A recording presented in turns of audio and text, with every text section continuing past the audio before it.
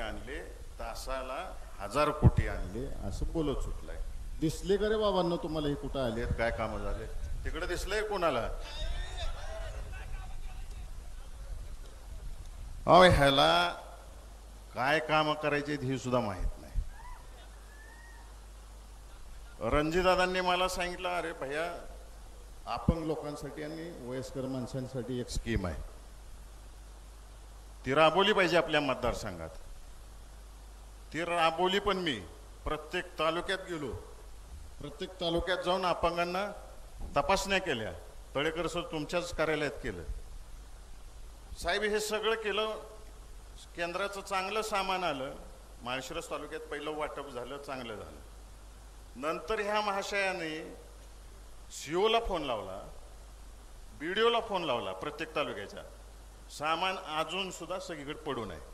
त्या अपंग लोकांना कसलंच साहित्य जाऊन दिलं नाही. त्या स्थानिक आमदारांनी, आता सगळेच विरोधी आमदार आहेत, त्या सगळ्या आमदारांनी सांगितलं की एक सुद्धा साहित्य वाटायचं नाही. साहित्य वाटायचं झालं तर आमच्या हस्ते वाटायचं. सगळ्यात शेवटी मी त्या सगळ्या अधिकाऱ्यांना फोन लावला, आमच्या हस्ते नाही झालं चालेल, कुणासाठी आले? त्या गोरगरिबासाठी आले, ते द्या. अजूनपर्यंत वाटत नाही, गोडाऊनमध्ये पडून आहे सगळं साहित्य. आणि 1 लाख कोटी कुठे गेले मला हेच समजत नाही.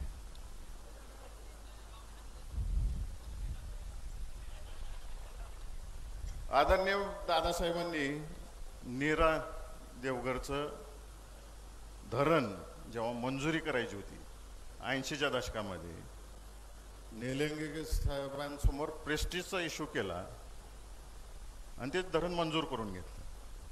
नंतरच्या काळात रामराजे साहेबांनी सुद्धा त्यात योगदान दिलं. आणि आपल्या सगळ्यांना माहिती आहे की विदर्भाचा जेव्हा अनुशेष निघाला तेव्हा पश्चिम महाराष्ट्रातल्या सगळ्याच योजनांवरती राज्यपालांनी बंदी घातली. आता तिकडचा अनुशेष दूर झाला. दूर झाल्यानंतर पश्चिम महाराष्ट्रातली कामं चालू झाली. लाख मतं ज्या माणसाला दिली आम्ही, त्याचं काम होतं की मोठे दादांना त्या बैठकीला घेऊन जायचं, रणजितदादांना त्या बैठकीला घेऊन जायचं, इथला आमदार घेऊन जायचा. तर गेले नाहीत बैठकीला घेऊन. तेव्हा अजितदादांची राष्ट्रवादी अजून पक्षात आली नव्हती, ह्यांच्या युतीमध्ये आली नव्हती, महायुतीमध्ये. विरोधी पक्षातले 2 आमदार घेऊन तिथे गेलेत आणि नीरा देवगरची बैठक केली.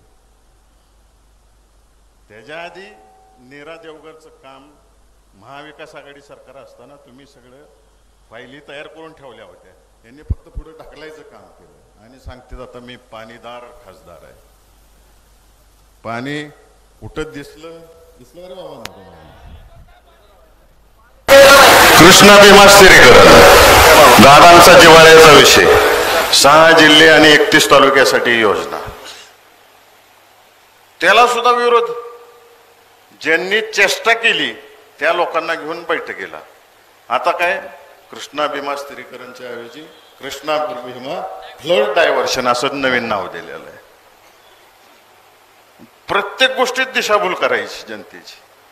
आणि केवळ मोठे दादांना आणि रणजितदादांना कुठल्याही गोष्टीचं क्रेडिट नाही मिळालं पाहिजे म्हणून हे सगळे टाळायचं.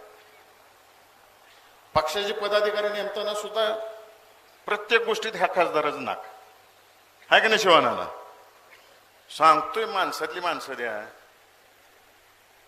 ज्यांनी मतं टाकली नाहीत ते ह्याच्या गाडीत माणसं, ज्यांनी मतं टाकली नाहीत त्यांना पद.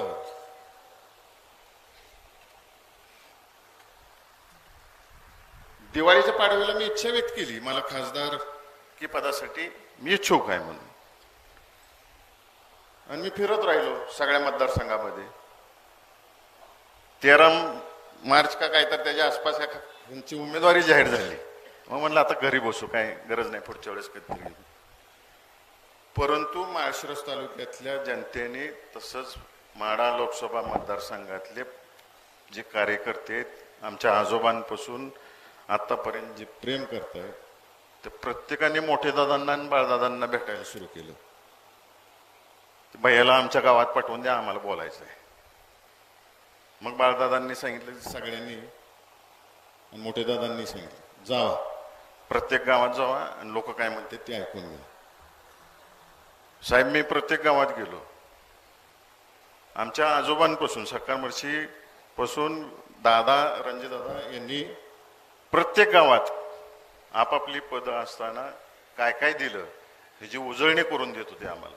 हे केलं ते केलं. बऱ्याच वक्त्यांनी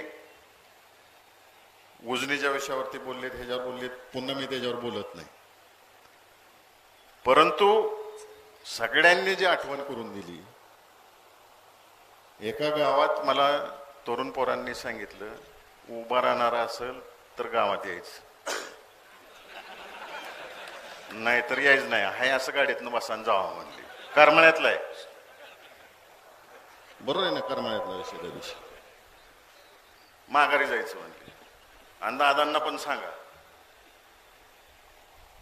जाईल तिथं असंच पट्टा सुरू झाला. मी हे सगळं दररोज मोठे दादांना येऊन सकाळी सांगत होतो, कुटुंबातले आम्ही सगळेच येऊन सांगत होतो असं असं सगळेजण म्हणते. आणि त्यानंतर वेदना सांगायला सुरुवात केली. बऱ्याच जणांनी सांगितलं, दुधाच्या दरात सांगितलं, शेतकऱ्यांचे काय व्यथा हे सांगायला सुरू केलं, पाण्याची परिस्थिती काय आहे सांगायला सुरू केलं. एवढ्या वेदना शेतकऱ्यांच्या ऐकायला मिळायला लागल्या.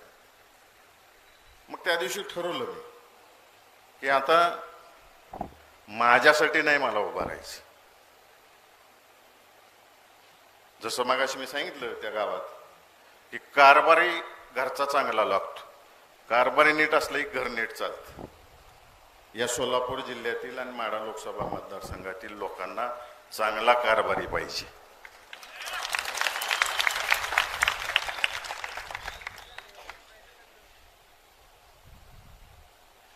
आणि चांगला कारभार करण्याच्या दृष्टिकोनातून साकार मर्शींनी पण शिकवण दिली आणि मोठे दादांनी पण दिलेली आम्हाला.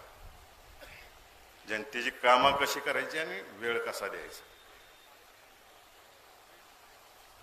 आता तुम्ही सगळ्यांनी सांगायचं आहे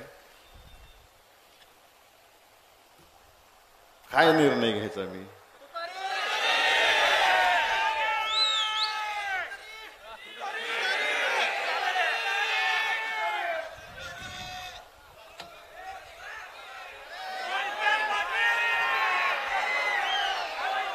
तुमच्या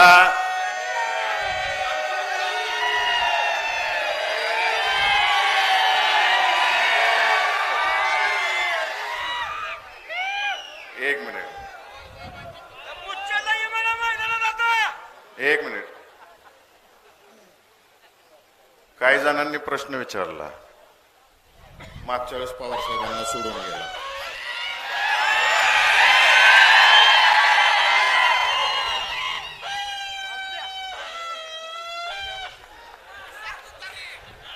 मागच्या वेळेस पवार साहेबांना तुम्ही सोडून गेला असा प्रश्न विचारला. त्याचं उत्तर मी द्यायची गरज नाही. 60-65 वर्षामध्ये पवार साहेबांनी आणि दादांनी एकामेकाचे दोस्ती आणि ऋणानुबंध काय जपलेत हे तुम्हाला सगळ्यांना माहिती आहे. आणि मेहबूबबाईंनी का दुरावा झाला मी सांगण्यापेक्षा मेहबूबबाईंनी मागाशी सांगून टाकलेला आहे. त्यामुळं आता तो प्रश्न कुणी विचारायच्या भानगडीत अजिबात पडू नका. आणि दुपारी दोस्ताना सगळ्या राज्याने बघितलेला आहे, साहेबांचा आणि दादांचा आणि सुशीलकुमार शिंदे साहेबांचा. आता अधिक बोलत नाही कारण का आपल्याला साहेबांचं ऐकायचं आणि तुम्ही बराच वेळ बसलेला आहे. आपण 16 तारखेला पुन्हा एकदा भेटणार आहे. फक्त एका माणसाला मला आज उत्तर द्यायचं आहे. एका माणसाला आपण त्याला निवडून दिला आहेत ना.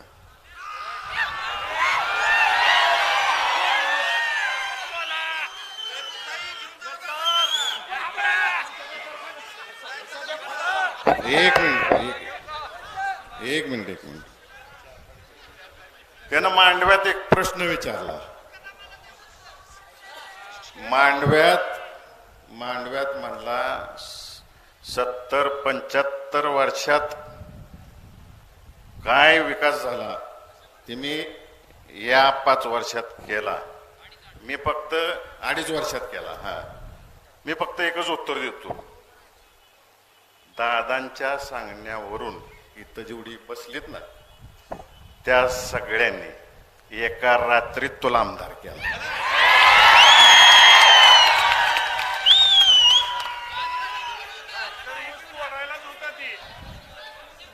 आणि तुला एका रात्रीत तुझं पार्सल माघारी पेडला पाठवायचे आमच्या.